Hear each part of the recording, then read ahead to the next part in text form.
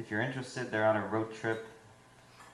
The main character, Jacob, and the dancer is the name of the other character. And I think they live in Boston. They're going to Philly. Yeah, they're on their way. I'm in no fit state to lose any more than I have, I say to myself, but low enough so the dancer doesn't hear it.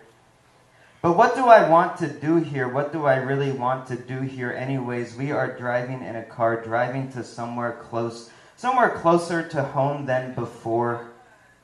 Maybe that is what I am doing here. Maybe that is what the dancer is doing here. Maybe I am about to cry. Maybe I am crying. Maybe the dancer is asleep, but maybe I am not looking at the dancer. Maybe I am not daring to look over at the dancer. It's funny how you sometimes want to cry, isn't it? Sometimes you say to yourself, I am on the verge of crying. I am on the verge of crying. I am about to cry. And all of a sudden, I am crying and I am crying.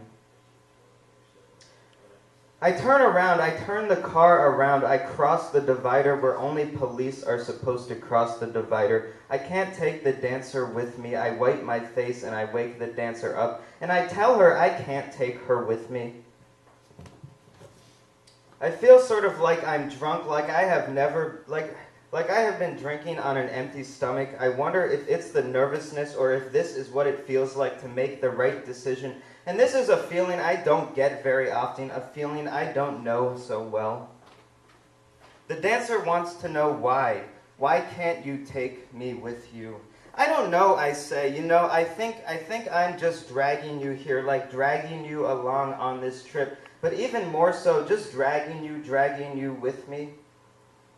You just said dragging like 4 times.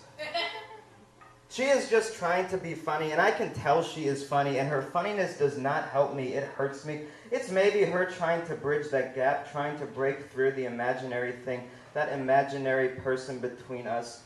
Actually, no, she is trying to keep that person in the car, trying to keep that third person right there, because that third person is slowly fading, and she is trying to hug that third person, that togetherness. But how do you hug togetherness expecting to keep it together, because togetherness is what keeps things together?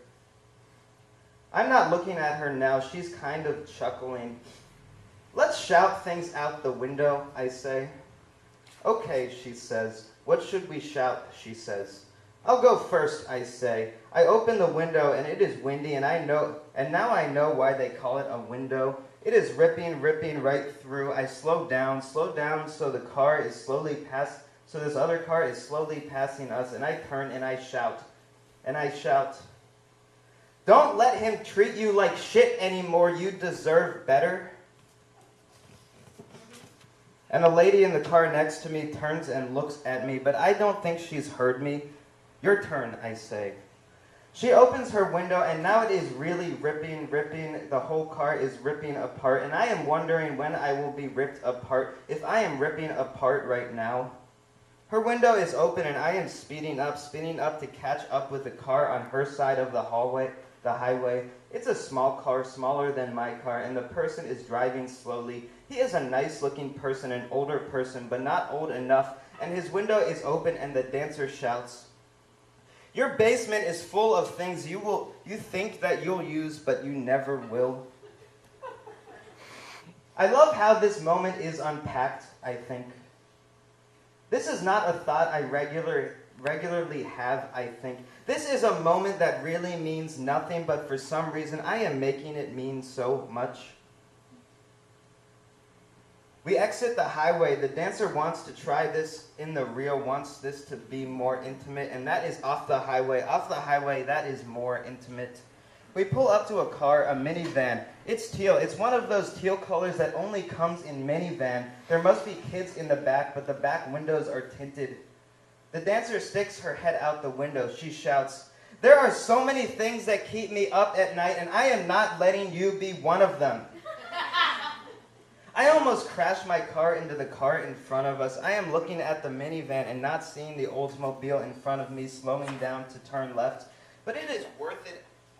As I slam, the microphone doesn't work, but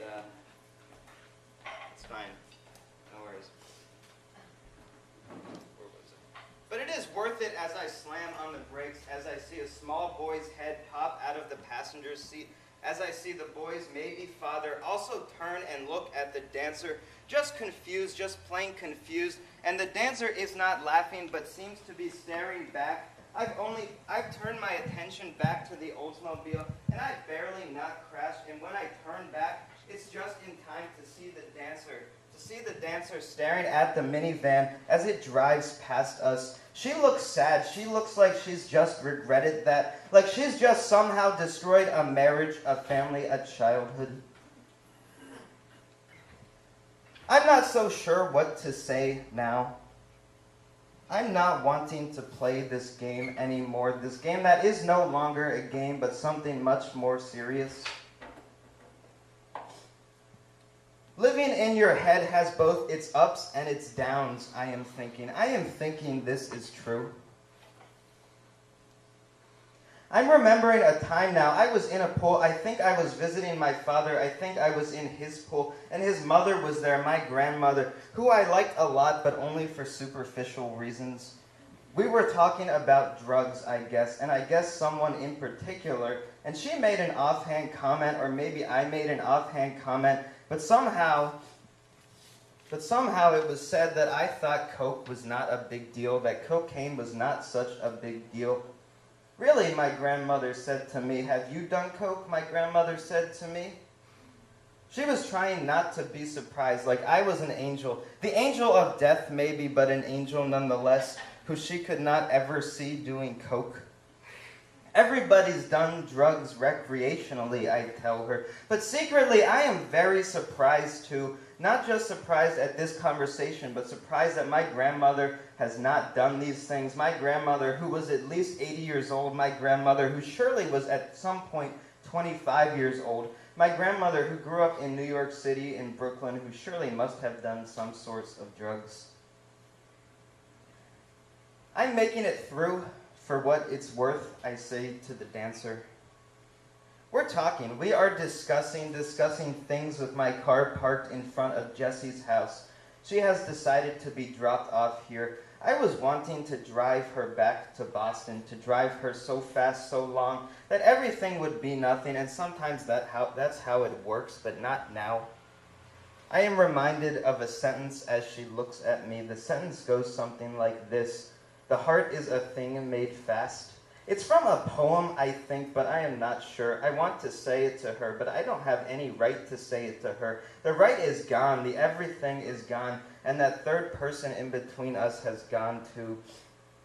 Instead, I say something else. Instead, I say something really stupid, something so not right. Instead, I say, I thought the only lonely place was on the moon. We say other things. We say things back and forth for a small amount of time, but it's not important what other things, and eventually she fades away, and eventually I fade away, and I am thinking about her asking me how close she is to losing me. I'm remembering that night that she said that to me, and she pulls her bag out of my trunk, and as she shuts the trunk door in a way that is like any other trunk door closing, and here now, as she is walking away, I am telling her without telling her, that I wasn't waving goodbye, I was saying hello.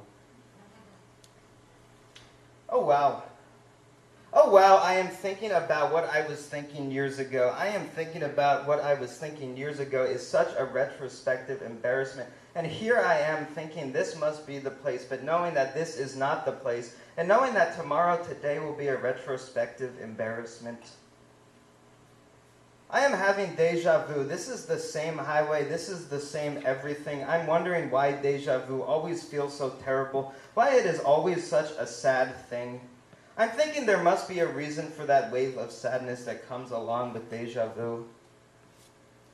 I am thinking of a friend that is not a friend anymore, but I am wishing he was still a friend who used to tuck his tie into his shirt before he ate his meals. I am starting to wonder why I give my hangovers names after, like, hurricanes. I am thinking that Jenny is quite the name for the dancer. I am trying to think of another name for the dancer, but I cannot think of any other name.